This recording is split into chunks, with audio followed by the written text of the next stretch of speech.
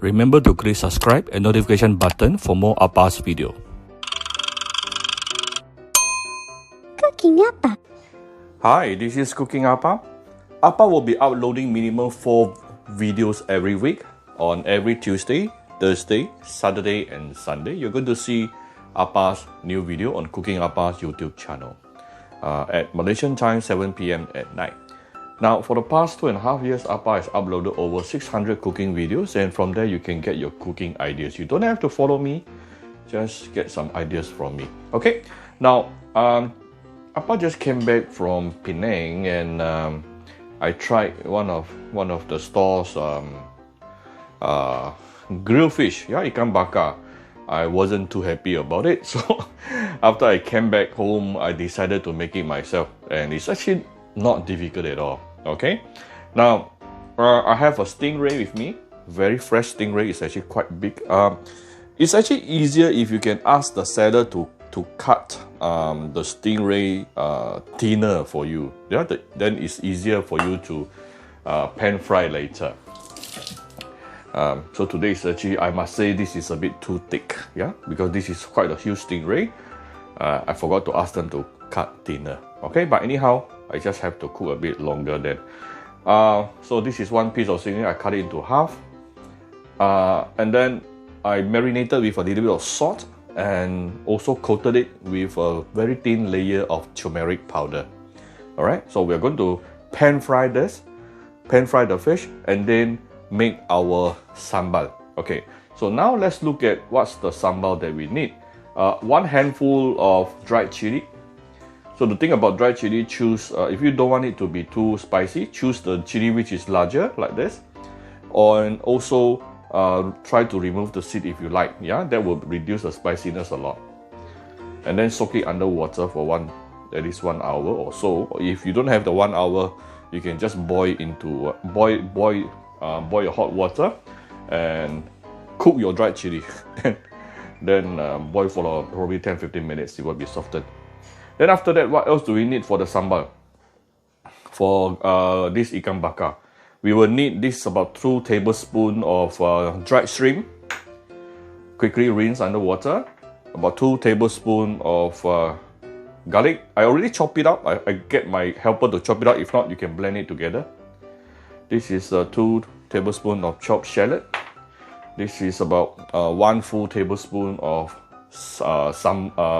belacan powder. I know some of you may be asking, Appa, where did you get your belacan powder? Basically, they don't sell belacan powder in the market. So, what you do is you will buy the belacan block, something like, let me see. Never mind the brand. You can use any brand you like. Buy the belacan block like this, okay?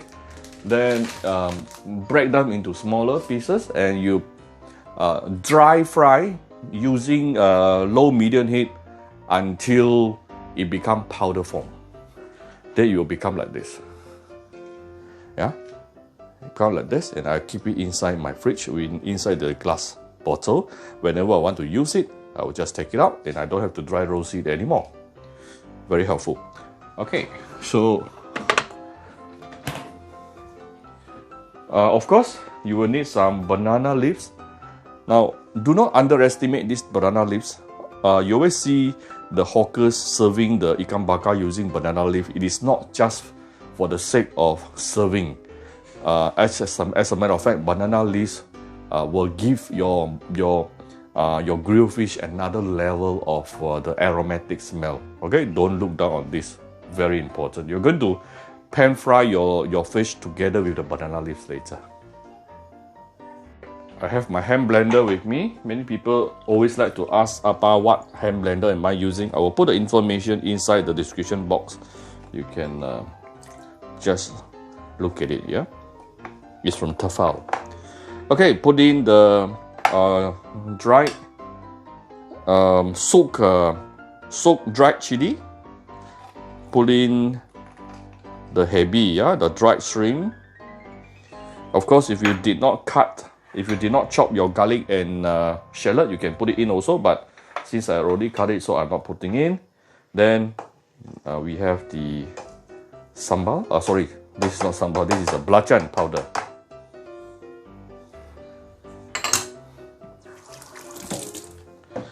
We could use a bit of water.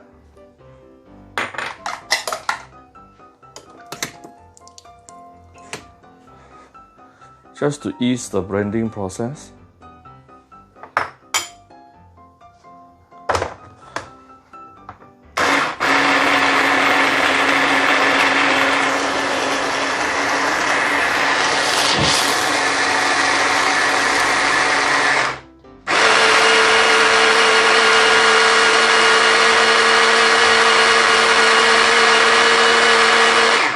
Let's see, this is less than even 1 minute and it's done. Very fast, yeah? Okay, this kind of texture, it doesn't have to be extremely fine. We could use this. And what we do next is to fry our chili paste. Alright, let's start making the sambal. Put in a bit, be more generous with your oil, right? Any sambal will need a lot of oil, and of course also partly because I'm actually making a lot more than required for this particular dish, because I always like to make extra sambal so that I can keep my extra sambal for my other usage on my other days. Alright, so what we do here is, first of all, we will saute the shallot.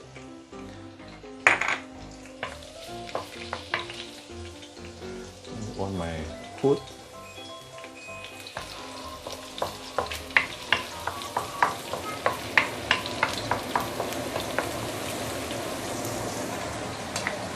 The garlic. Of course, if you have already blend everything together, then you just put the whole thing inside.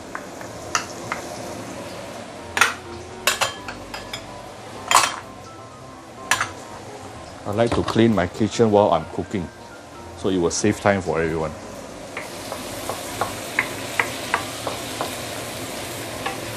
Okay, you can now smell the fragrance.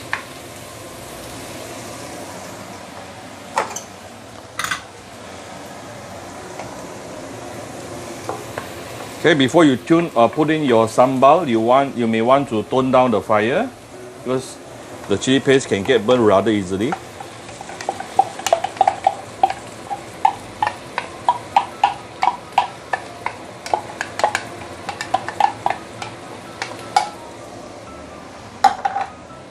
Some people will add in the turmeric inside the chili paste, but today I straight away put the turmeric onto the fish itself. Why I did that is because when I want to use the extra chili paste for my other dishes may not require the turmeric. But you can do that if you want to. You can add the turmeric into the chili paste, especially the fresh turmeric, which is actually the best. But I hate using the fresh turmeric. It is the most fragrant, but it is also the hardest to wash away. The stain, yeah, the stain coming created by the fresh turmeric, it is so super difficult to get rid of it. So very seldom I use it, even though I know it's good. Like I said, I don't mind putting in a bit more oil here, so that when I keep the excess oil later, it can have one layer of oil to protect and to preserve my sambal in a better manner. Okay, so you can use medium heat to slowly saute your chili paste for a couple of minutes. And along the way, you can add a bit of salt and sugar. All right, so you can see the color of the chili paste gets darker. That's why I added about 1 teaspoon of salt and also 1 tablespoon of sugar. Okay, more sugar, yeah, to tone down the spiciness a bit. So once you see the color gets more darkened and the oil started to break, actually I kept on adding more oil and more oil, so that it gets a bit, it looks a bit, I prefer it to be a bit more oily here, so that it's easier for me to keep it, yeah. It's basically done. Look at the beautiful color, and it's super fragrant. It can be a bit choking, so be a bit careful, a bit mindful here. Right, your beautiful sambal is done. You can also add a bit of tamarind puree if you like. Today I'm not adding. Up to you. Okay, the chili paste is done. I'm going to pan fry the fish. Some may say, hey, how come you pan fry, you don't grill? It's called Ikan bakar, grilled fish, right? But no. As a matter of fact, majority of grilled fish in Malaysia, they are using a metal plate, yeah? A steel plate. So they are actually pan frying it. They are not really literally grill the fish. Still, it'll be very tasty. Put in about 4 or 5 good amount of oil inside. And what you can do here is you want to wrap around the fish. Alright, wrap around the fish with the banana leaf.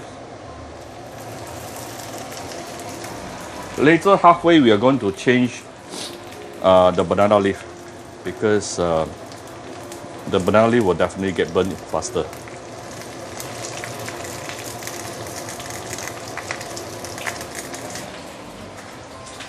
And you definitely wanted a lid, yeah, a cover, because you want a cover to expedite the cooking process, not just pan fry, but also have a bit of baking and steaming effect, yeah.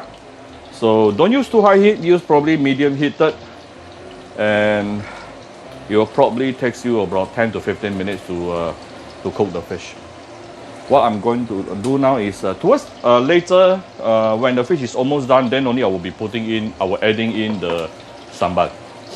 Now we're going to do it without the sambal. After a while, you're going to see a lot of smoke releasing from the banana leaves, and that is the time where your fish is going to be nicely infused with the aroma coming from the banana leaf itself, which is very important in any ikan bakar in Malaysia. Okay? So we will come after this. Ooh, you can see a lot of smoke coming up. So all this smoke is actually releasing from the steam and also the banana leaf itself.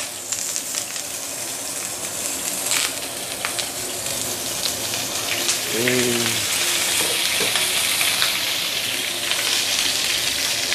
Let me turn the fish over.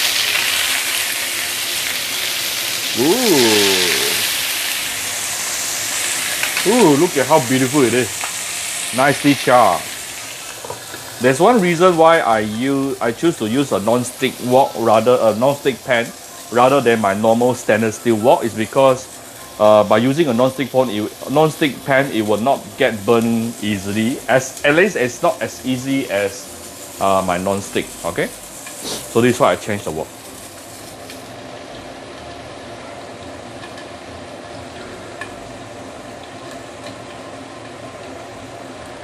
Okay, so I think it will take somewhere around 10 to 15 minutes. We'll come back shortly. Okay, so I'm going to add in the sambal. While waiting, don't waste the time. Put out another piece of banana leaf here. Oh, don't forget to wash your banana leaf, okay?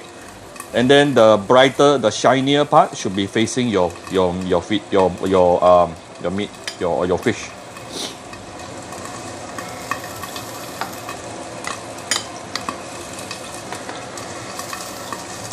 Okay. Feel free to put in tamarind. Yeah, tamarind goes quite well with fish.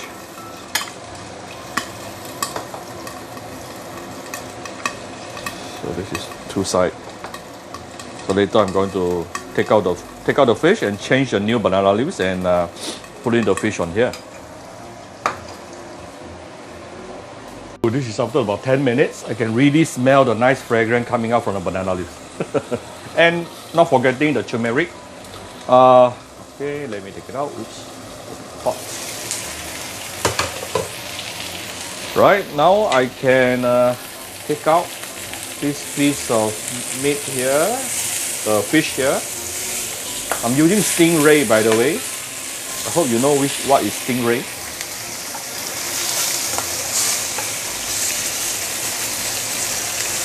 So we'll take it out.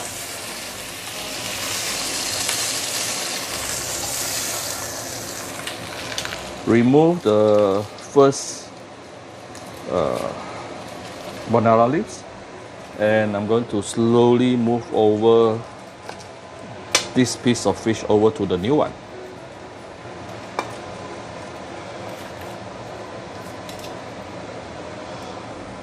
Okay. And cover this.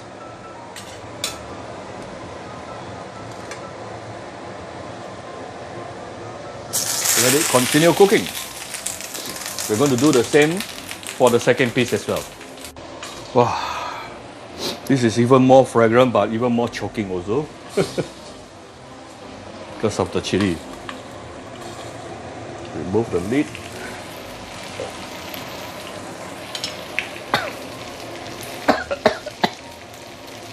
Look at the fish.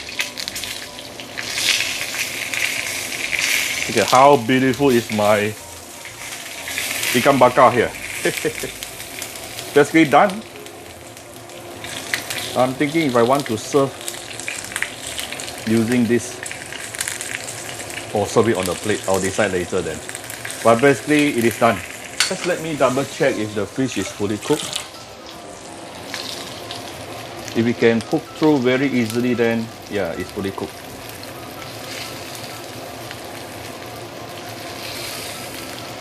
Okay, no problem.